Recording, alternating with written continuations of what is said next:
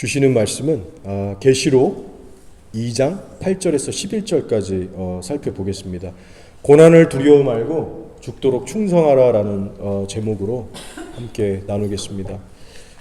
교독하실게요. 제가 먼저 읽겠습니다. 서머나 교회의 사자에게 편지하라. 처음이며 마지막이요 죽었다가 살아나시니가 이르시되 내가 내 환난과 궁핍을 알거니와 실상은 내가 고요한 자니라. 자칭 유대인이라 하는 자들의 비방도 알거니와 실상은 유대인이 아니요 사탄의 회당이라. 너는 장차 받을 고난을 두려워하지 말라.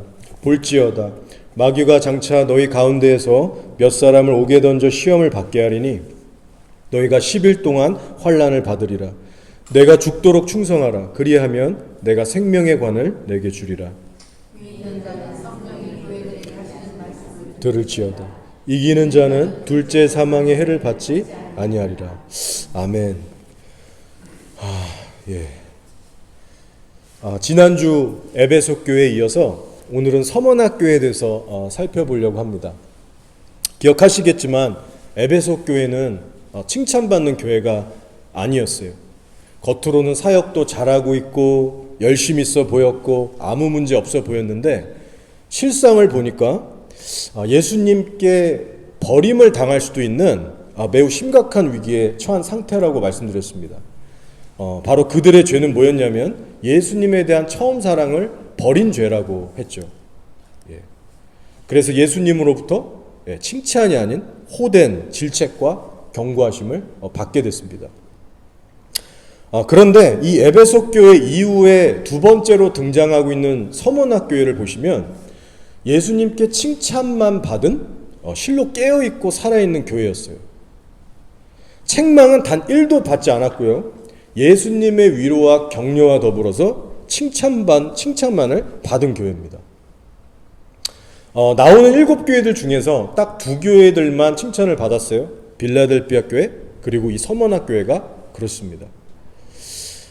그래서 우리가 이 서머나 교회를 들여다보면 분명히 배울 점이 나올 겁니다. 특별히 뉴질랜드에 사는 저희 같은 성도들이 꼭 들어야 하는 말씀이라고 생각해요. 뉴질랜드처럼 환경 좋고 편안하고 핍박이랄 것도 거의 없고 신앙의 어떤 도전도 자극도 별로 없고 그래서 영적인 활기 없이 그냥 살아가는 이 땅의 우리 성도들이 꼭 들어야 될 말씀이 아닌가.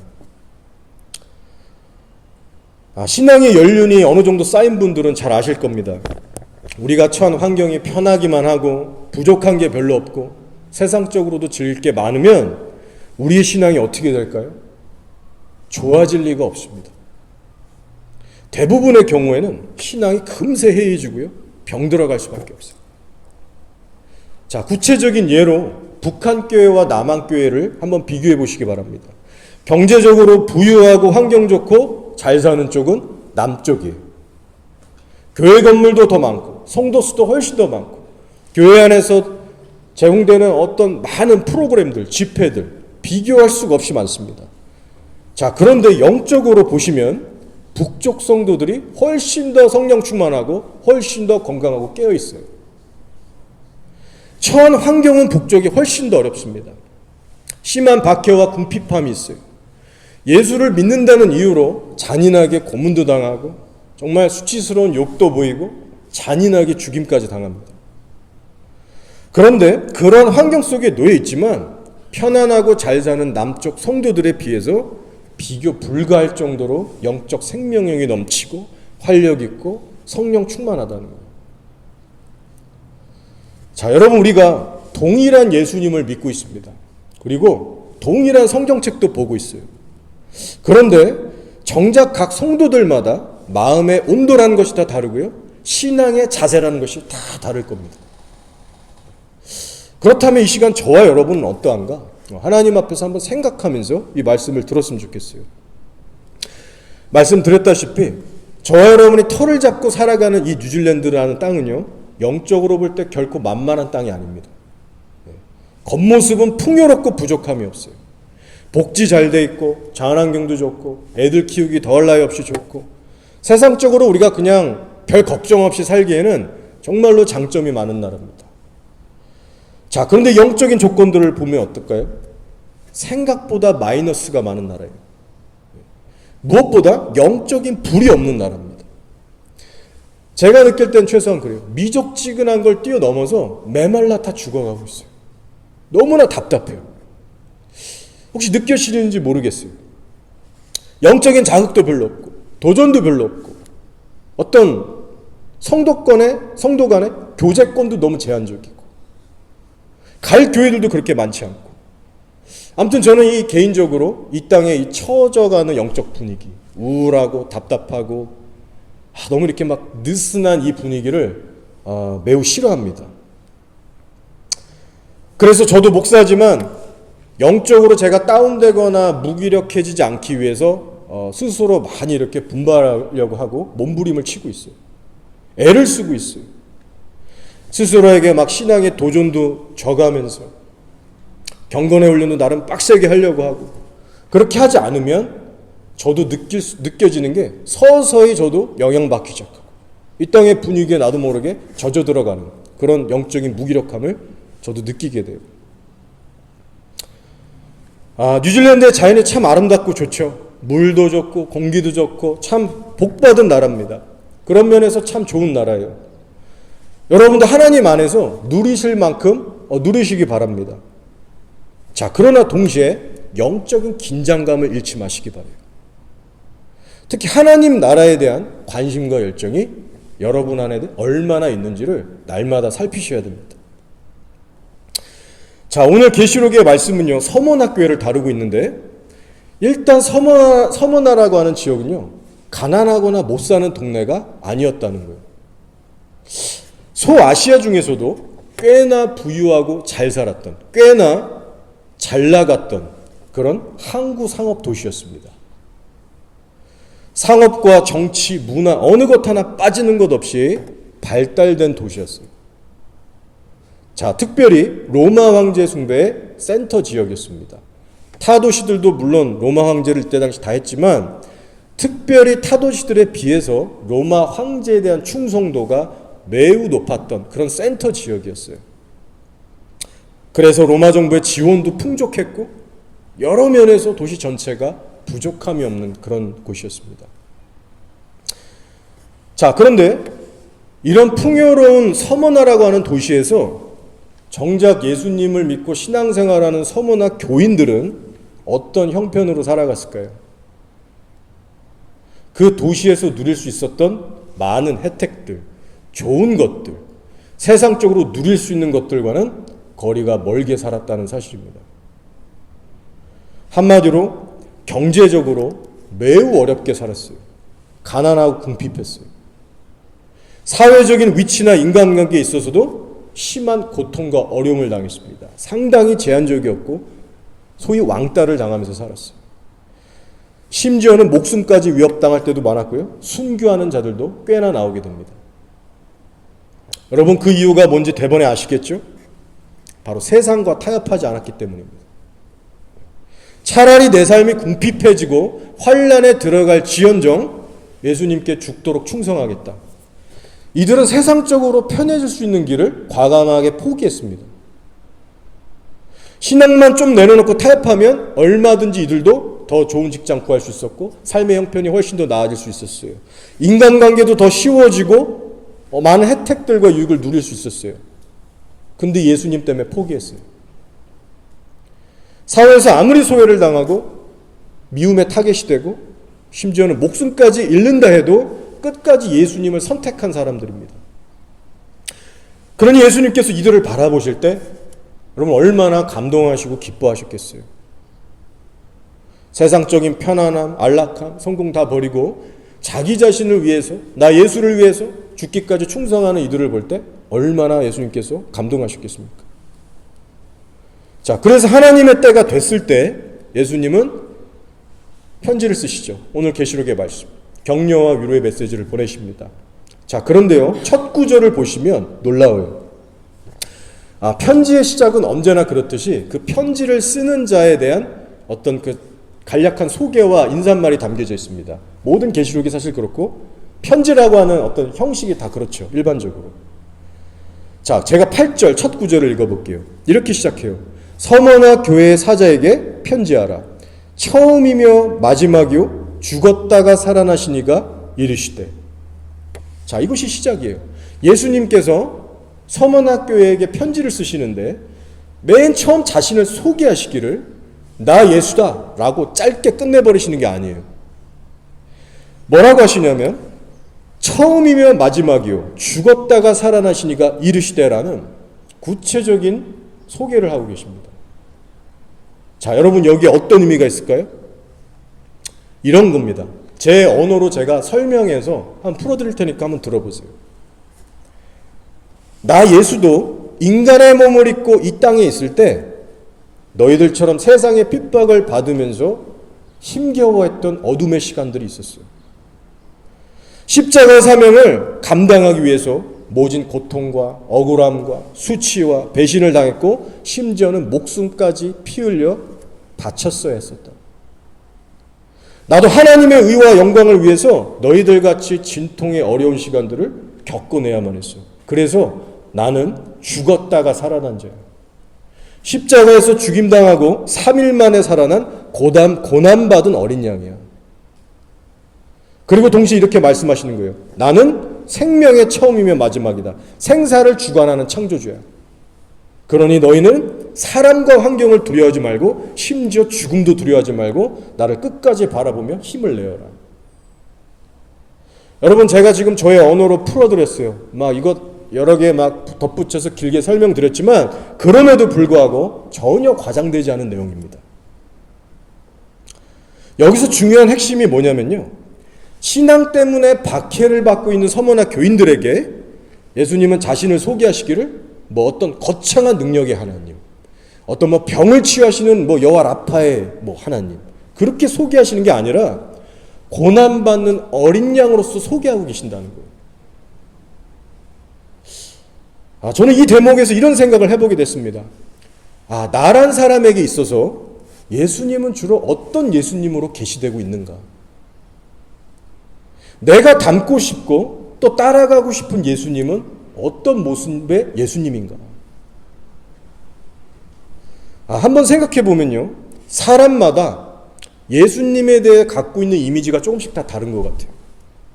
그리고 그분에게 간절히 기대하고 원하는 것들도 저마다 다 제각길 수 있습니다. 예를 들어보면 어떤 사람은요. 병을 고쳐주시는 어떤 치유의 능력을 가지신 치유자로서 집중돼서 바라보고 기대하는 분들이 있어요. 그분 자체를 바라본다기보다는 치유하시는 예수님으로 집중하고 있는 거죠. 또 다른 누군가는 인생의 어떤 힘들고 복잡한 문제들을 해결할 수 있는 해결사로서 바라보고 기대하기도 합니다. 어떤 사람은 사업이 잘 될 수 있도록 도우시고 혹은 재정의 복을 주실 수 있는 소위 어떤 복을 주실 수 있는 그런 분으로 기대하고 바라보기도 하고요. 어떤 분들은 은사나 능력을 주시는 분으로서 혹은 예수님 자체에 대해서보다는 마지막 때 성취될 사건들, 예언들 그런 이루어질 말씀들에만 포커스를 맞추는 성도들도 많습니다. 아무튼 되게 다양하겠죠? 자, 그런데 지금 교회들 중에 서머나교회를 한번 보세요. 교회들 중에서도 정말 칭찬을 받았던 예수님께서 인정하시는 살아있는 서머나교회에게 지금 어떤 예수님이 계시되고 있습니까? 바로 생명의 주관자시지만 죽다 살아난 분으로 계시되고 있다는 거예요. 자, 여러분 여기에 서머나교회 성도들이 평소에 하나님 앞에서 어떤 삶을 살았는가가 적나라하게 다 드러나는 대목입니다. 예수님 앞에서 서머나교인들이 평소에 어떻게 살았는가, 그것이 리플렉트 되는 그 예수님의 말씀인 거예요. 그들의 삶에 걸맞는 예수님에 대한 계시가 지금 그들에게 부어지고 있는 겁니다. 이게 무슨 말인지 이해하시나요? 자, 서머나교회에게 계시된 예수님은 죽다 살아난 고난받는 어린 양 예수라고 했어요. 이것을 뭘 의미하냐면요. 바로 지금 서머나교인들의 삶에도 역시 의로 인한 고난과 핍박과 어려움이 있다는 것이고요. 그리고 예수님은 칭찬하시는 거예요. 나도 한때 십자가 사역 감당하느라 이 땅에서 너무나도 어려웠는데 지금 너희들 너무나도 잘하고 있어. 힘내라. 너희들은 나의 고난에 진실로 동참하는 자들이다. 내가 볼 때 너희들의 삶에는 고난의 십자가가 있고 자기 부인이 있고 십자가가 있어. 너희들은 생명까지 아끼지 않고 진실로 나와 함께하는 자들이다. 라는 칭찬을 담고 있는 말이에요. 이 딱 한 구절 안에. 자, 이런 차원에서 볼 때 우리가 신앙생활을 한다고 하지만 요즘 우리 삶에 계시되고 있는 예수님의 모습은 어떤 모습인가? 우리도 한번 깊게 생각해 볼 필요가 있다는 거죠. 이것이 왜 중요하겠습니까? 왜냐하면요, 우리들이 지금 무엇을 추구하며 어떻게 살아가고 있는가? 우리들의 신앙의 가치관부터 시작해서 실제 삶의 내용들과 다 연결되어 있는 부분이에요.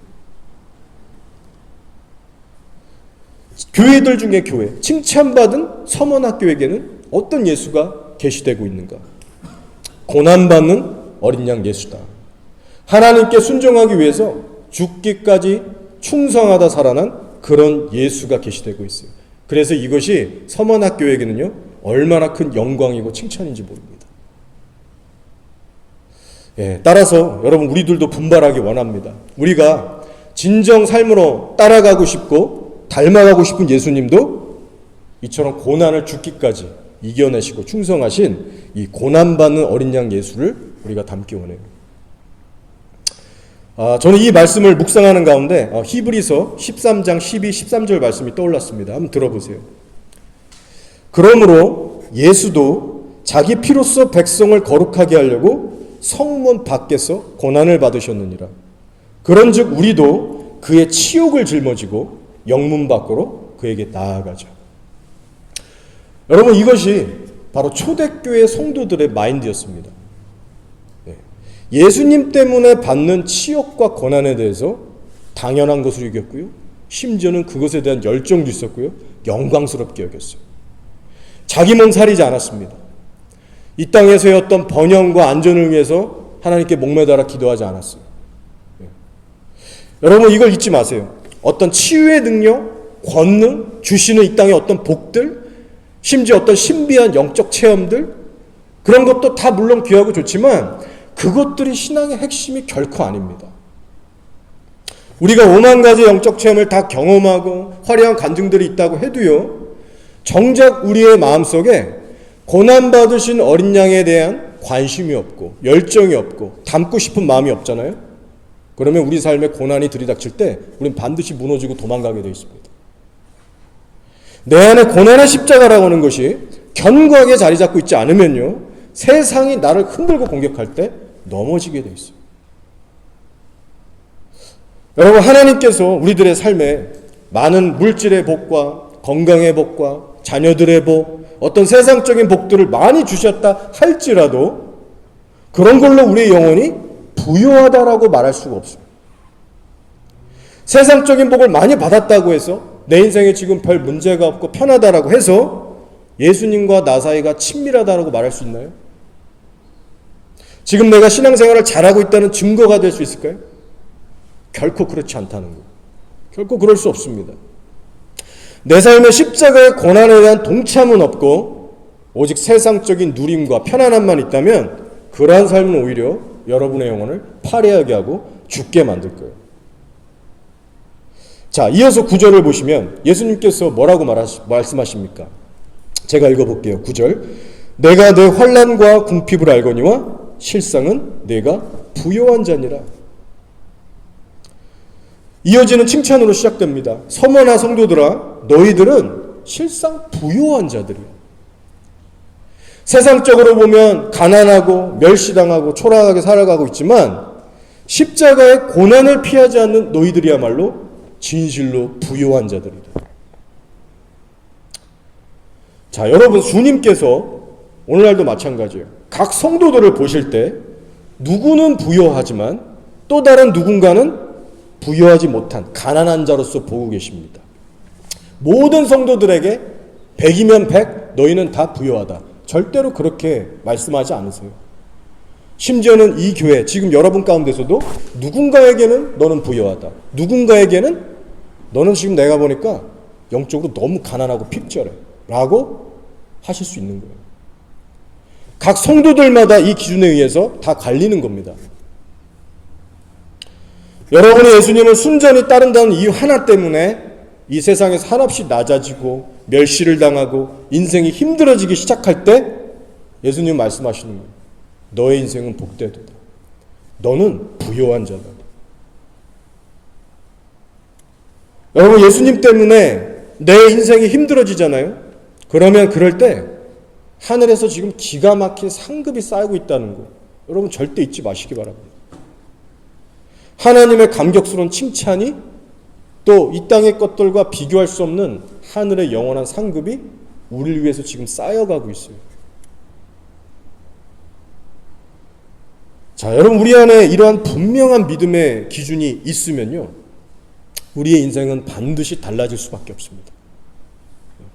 신앙 때문에 겪게 되는 어떤 어려움들, 수치, 어떤 고난, 핍박을 만날 때 그걸 정말 피하지 않고 정면 돌파해낼 수 있는 영적인 저력이 생기게 됩니다. 그런 것들을 만날 때 그렇게 크게 두려워하거나 흔들리지 않게 돼요. 물론 인간이기 때문에 잠시 주저앉고 낙심할 수 있겠죠. 그러나 반드시 다시 일어나서 전진하게 됩니다. 이 땅에서 내가 고생하는 만큼 하늘에서 나의 위치와 내가 받을 상급은 훨씬 더해지겠구나. 지금 이 고난의 순간이야말로 내 인생에서 가장 부유해지는 순간이겠구나. 예수님도 지금 기뻐하시면서 날 칭찬해주고 계시겠구나. 여러분, 인생의 희노애락을 초월하기 시작하는 거예요. 어떤 고난과 시련도 돌파할 수 있게 됩니다. 아니, 오히려 고난 속에서도 기뻐할 수 있는 단계까지 가게 되는 거예요. 여러분, 이것은요 절대 과장이 아닙니다. 제가 이론으로 말씀드리는 게 아니에요. 자, 한번 북한의 예수 믿는 어린이들을 생각해 보세요. 우리가 간증 잘 듣잖아요, 종종.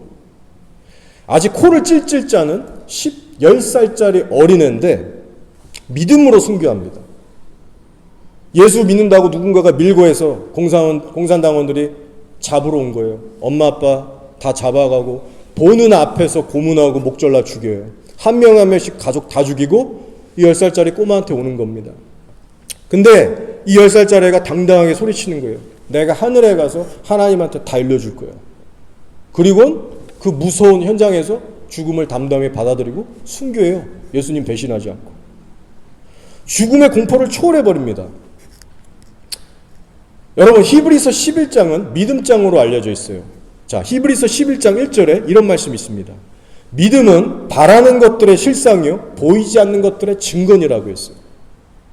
그리고 밑에 리스트로 쫙 나오는 것은 믿음의 선진들이 실제 믿음으로 어떻게 이 세상을 정말 맞짱 떠서 이기고 살았나, 어떻게 이 땅을 정복하며 살았나, 그 얘기가 쭉 나오는 거예요.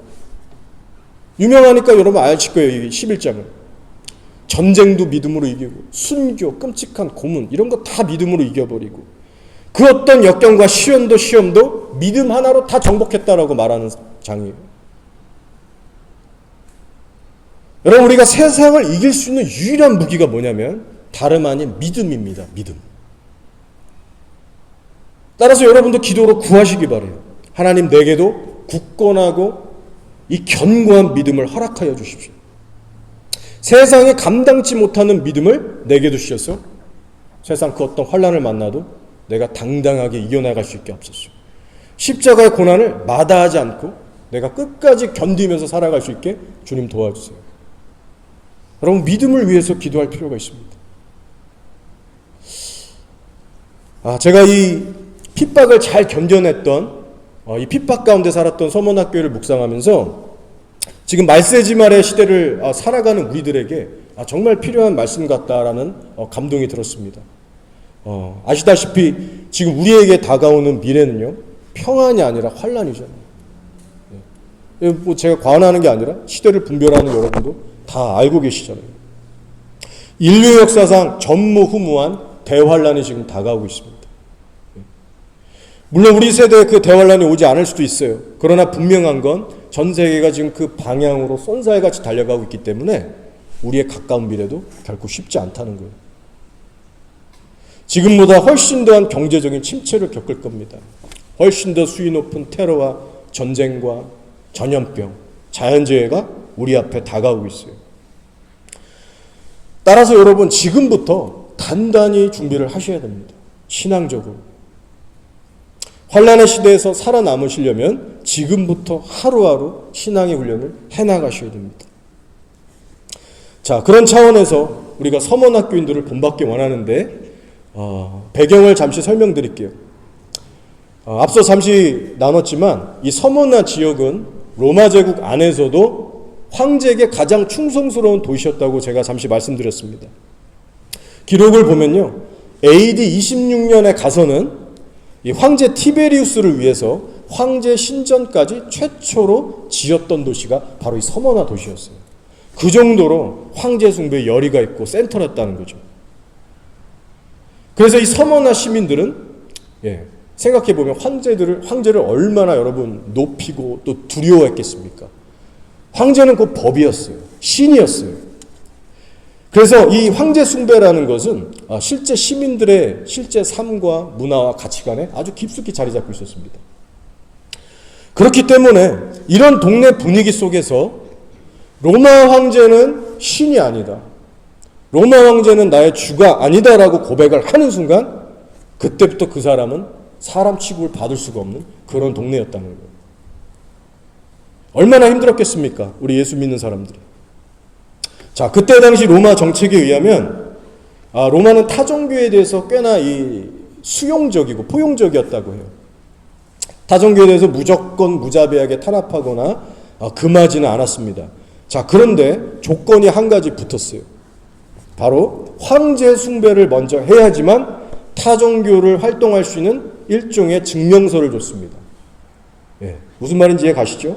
구체적으로 어떤 법이 있었냐면요, 1년에 한 번씩은 시민들 모두가 황제의 신전에 가서 황제에 대해서 예배를 해야 됐어요. 황제 제사를 드려야 됐어요. 그 제사를 드릴 때에만 로마 정부에서 증명서라는 걸 이제 해준 거예요. 타종교에서도 활동할 수 있게 해주는 그런 증명서죠. 제사를 드려야 증명서를 줬습니다. 그렇기 때문에 그때 당시 오늘날의 힌두교인들처럼 이신저신 다신교주의자들이죠. 우상숭배자들. 다 이것저것 믿는 사람들은 아무 문제가 없었어요. 로마 황제에 가서 예배드리고 인정하고 또 자기 신한테 가서 예배드려도 신앙의 양심이 전혀 꺼리낌이 없는 거예요. 황제 숭배가 전혀 걸림돌이 되지 않았습니다. 자, 그런데 예수 믿는 서머학교인들에게는 전혀 다른 상황인 거예요. 드디어 올 것이 온 거예요. 제가 생각해보면 아마 우리 기독교인들은, 예수 믿는 이때 당시의 사람들은 황제 신전조차 출입 안 하지 않았을까? 근처조차 안 가지 않았을까? 고백은 당연히 안 했겠고 황제 신전 안에조차 안 들어가지 않았을까? 저는 그렇게 생각해요. 그리고 그때부터 로마 정부의 적이 되는 겁니다. 아시겠지만 로마 정부는 복종하는 자들에겐 되게 관대하게 정책을 펴요. 근데 반항하고 반기를 들면 무자비합니다. 자, 그렇기 때문에 증명서가 없다고 어떤 종교의 자유만 박탈당했겠습니까? 그 이상으로 갔겠죠. 말 못할 서러움과 탄압이 이어졌을 겁니다. 자, 그리고 로마 정부 외에도 이 서문학교인들을 괴롭혔던 무리들이 또 한 그룹이 있었는데 그들은 누구냐면 바로 유대인들입니다. 유대인들. 같은 이스라엘 동족이지만 예수님을 믿지 않고 배척했던 유대인들이죠. 이때 당시 서머나 지역에 유대인들이 꽤 많이 살았다고 합니다. 자, 그래서 9절 중후반에서 이들의 존재가 언급되고 있는데 제가 한번 읽어볼게요. 자칭 유대인이라는 자들의 비방도 알거니와 실상은 유대인이 아니요 사탄의 회당이라. 자, 예수님께서 이들의 존재를 지금 아시는 거예요. 그래서 언급하고 계시는 겁니다.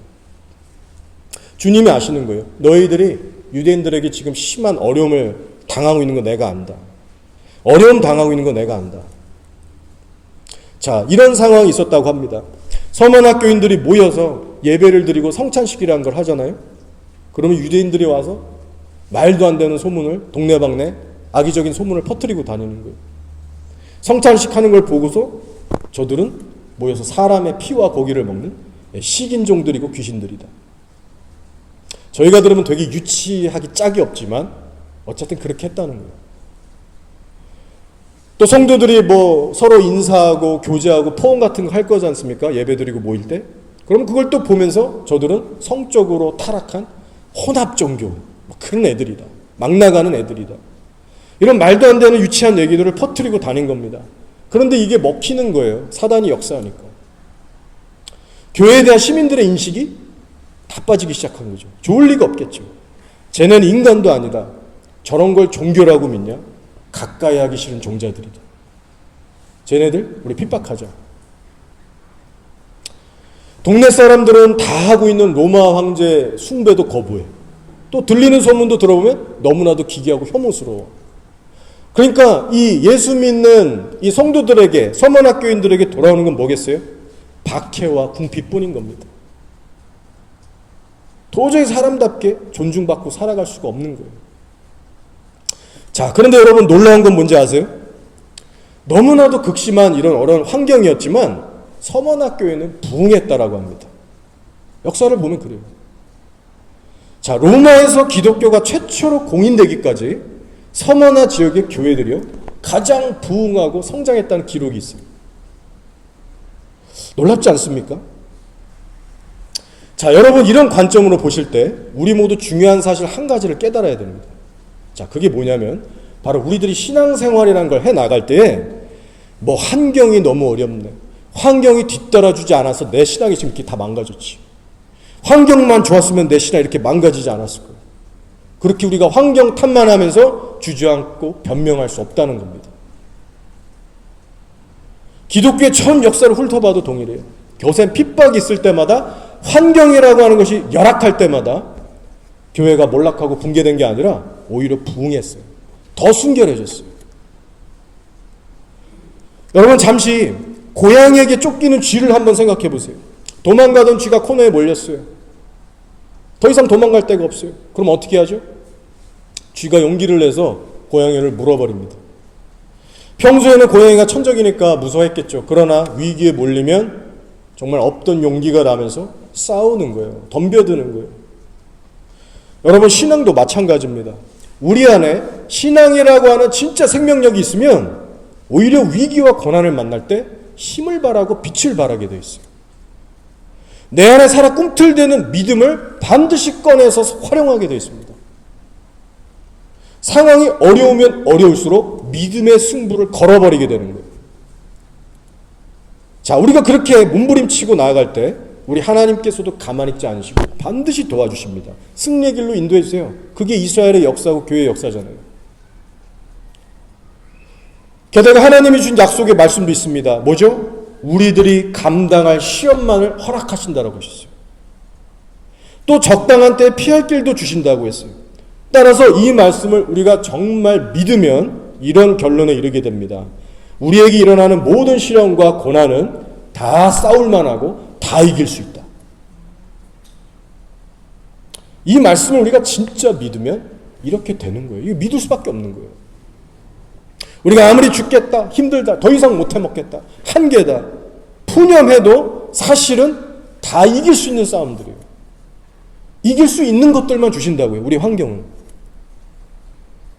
심지어 내 생명까지 포기해야 되는, 내가 죽기까지 해야 되는 상황에 와도 예수님 안에서 그것조차 우리가 이길 수 있습니다. 우리가 죽기까지 충성할 수 있게 해주는 것이 바로 우리 안에 주신 선물, 믿음이라는 거예요. 엄청난 선물을 우리가 받은 겁니다. 지금 세상을 이길 수 있는 믿음을 주신 거예요. 여러분 믿음보다 강한 것은 이 세상에 없습니다. 따라서 여러분도 믿음 안에서 담대하시기를 바랍니다. 세상 그 어떤 환난도 능히 이겨낼 수 있는 DNA가 바로 믿음 안에 다 들어가 있습니다. 자, 이제 말씀을 정리하며 마칠게요. 여러분 우리가 믿는 예수님은 어떤 분이십니까? 우리가 믿는 예수님은요, 당신의 백성들을 나약하게 온실 속의 화초처럼 키우는 분이 절대 아닙니다. 뭐 맨날 사랑만 해주고 달래주기만 하고 우리 쪽에 눈높이로 낮아져서 항상 우리를 이렇게 품어주시는 그런 예수님이 아니에요. 믿음으로 싸워서 승부를 봐라. 세상과 맞짱 떠서 죽기까지 싸워라. 죽도록 충성해라. 믿음으로 정면 돌파해라. 그렇게 말씀하는 분이세요. 자, 이건 제 말이 아니라 10절을 한번 보세요.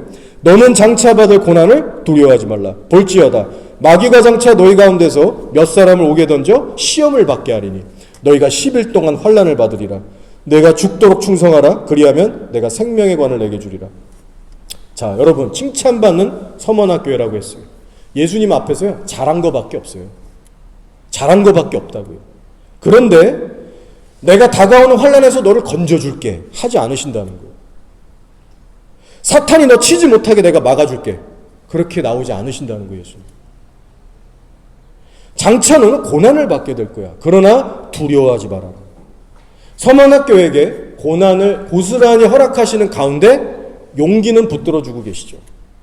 격려는 해주고 계시죠. 두려워하지 말라. 이런 거예요. 내 안에서 충분히 감당할 수 있어요. 그러니 내가 주는 거야. 그래서 내가 허락하는 거야. 하지만 지금부터 각오하고 단단히 준비는 하고 있어야 돼. 마귀가 너에게 손을 대서 시험을 받게 할 거야. 여러분, 이건 주님이 허락하신다는 거예요. 사단이 공격할 걸 알면서도 그 일을 허락하십니다. 너희가 10일 동안 환난을 받으리라. 그러나 죽도록 충성하면 내가 생명의 면류관을 줄 것이다. 여러분, 이런 예수님이 평소에 여러분이 알고 있는 예수님 맞습니까? 자, 놀랍게도요, 사도 요한은 그 끝이 평안하게 죽었어요. 뭐 불에도 던져지고 뭐 끓는 기름에도 던져지고 뭐 했지만 죽임을 당하지 않았기 때문에 초자연적으로 평안하게 이제 늙어 죽었다는 전승이 있습니다. 사도 요한을 뺀 예수님의 11 사도들을 보면요, 전부 다 끔찍하게 숨겼습니다. 전승을 보면 그래요.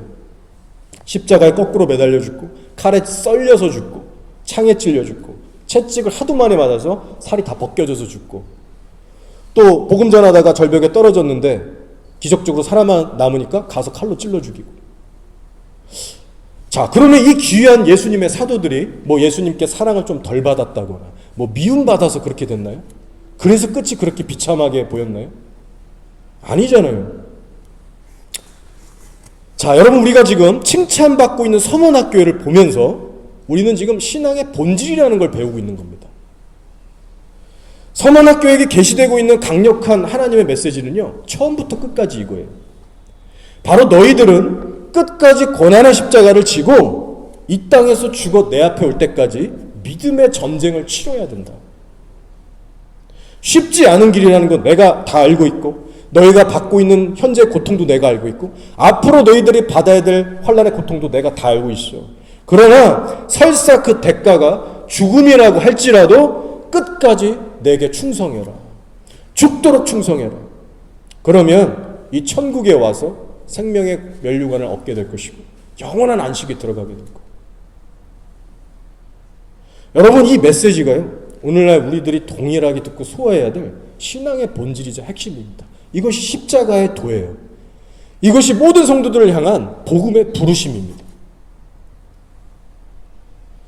혹시라도 여러분 가운데 이런 분은 없으시겠죠? 예수님을 믿으면 이 땅에서 축복 좀 더 받고 뭐 아무 걱정 없이 살게 되고 자녀들 다 잘 되고 편안하게 살다 가는 인생, 그래 그렇게 될 거야 라고 믿는 분은 여러분 가운데 없으시길 바라요.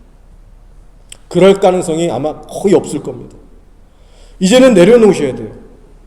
시대적인 상황만 봐도 우리가 이제는 신앙의 대가지불을 하지 않으면 정말 더 이상 신앙을 유지할 수 없는 그런 시대로 점점 더 변해가고 있습니다. 자, 여러분의 인생에서 예수님이 가장 중요하시죠? 이 세상에서 모든 걸 다 잃어버린다 해도 여러분 천국만큼은 꼭 들어가고 싶으시죠? 그렇다면 오늘부터 믿음으로 견디고 돌파하고 이겨내는 삶을 매일같이 훈련하시기 바랍니다. 지금부터 하루하루 연단해 가시면요, 나중에 큰 것이 오셔도 이기실 수 있어요. 자, 마지막 구절이에요. 귀 있는 자는 성령의 교회들에게 하시는 말씀을 들을지어다. 이기는 자는 둘째 사망의 해를 받지 아니하리라. 여러분, 우리는 반드시 이기는 자가 되어야 합니다. 이유는 분명하고 단순해요. 만약 지게 되면 둘째 사망의 해라는 것을 받게 되는데 이것은 영원한 불지옥을 말하고 있습니다. 우리가 만에 하나 세상의 핍박과 유혹에 타협하고 믿음을 저버리고 예수님을 배신하잖아요. 그러면 그 끝은 영원한 지옥이라는 말씀이에요. 세상과 육의 싸움에서 지면 둘째 사망을 피할 길이 없습니다. 이것이 우리의 운명이에요. 여러분, 지옥이라는 장소를 생각해 보면 너무나도 아찔하고 두렵습니다. 저도 가끔씩 생각을 해봐요. 내가 혹에 설사 지옥에 간다는 상상을 해보면 막 몸소리가 쳐지고 막 가슴이 덜컹거리고 식은땀이 날 때도 있어요. 그 정도로 상상만 해도 무서운 곳이 지옥입니다. 이 세상의 그 어떤 악인들보다, 환난보다, 끔찍한 고통보다도 비교할 수 없이 두려운 것이 지옥이에요. 그래서 여러분, 이 지옥이라는 사실 하나만으로도 우리는 정신 차려야 되고요, 정말 필사적으로 반드시 이겨야만 합니다. 자, 오늘 설교 제목은 제가 말씀에서 있는 그대로 따왔습니다. 고난을 두려워 말고 죽도록 충성하라. 과격하게 들릴 수 있어요. 그러나 원색적인 복음의 부르심입니다. 제가 토시 하나 뭘 더하거나 빼지도 않고 성경 문자 그대로 따왔어요. 이 예수님의 뜻이에요. 여러분, 이제는 예수님 때문에 여러분 신앙생활 하시다가 여러분의 인생이 꼬이고 힘들어지고 어려워질 때마다 오히려 기뻐하시기 바랍니다. 하늘에 상급이 쌓이고 있다는 거, 여러분은 진정으로 부요한 자라는 거, 그거 절대 잊지 마세요. 신앙 때문에 어려움을 당하실 때 사람 찾아가거나 사람 의지하지 마세요. 여러분이 감당해야 될 고난의 잔도 피해가지 마시고 정면으로 돌파하세요. 십자가 지는 걸 배우세요. 그래도 너무너무 힘이 들 때는 하나님 앞에 간절히 토로하고 때는 우시면서 기도하시면서 앞서간 믿음의 선조들을 묵상하시고 또 고난받은 어린 양 예수를 묵상하세요. 그분께 위로를 얻으세요. 다시 일어나시면 됩니다. 서문학교인들을 위로하셨던 그 예수님의 동일한 위로가 우리에게도 동일하게 임할 거예요. 예수님은 약속하셨습니다. 우리를 고아처럼 내버려두지 아니하고 항상 함께 해주겠다. 우리들의 삶의 현장마다 예수님은 함께 해주시는 분이세요. 늘 새로운 힘과 은혜를 공급해 주셔서 십자가의 길을 완수하게 하십니다. 따라서 여러분, 우리도요, 그 선하신 목자를 날마다 의지하고 바라보면서 이 십자가의 길을 다 같이 한번 걸어가 보기 원합니다. 서문학교인들에게 가능했다면 우리도 오늘날 똑같이 할 수 있어요. 더 잘할 수도 있어요. 그렇게 주 안에서 승리하는 멋진 삶을 살아가시는 믿음의 용사들 다 되시기를 주님의 이름으로 축복합니다. 아멘.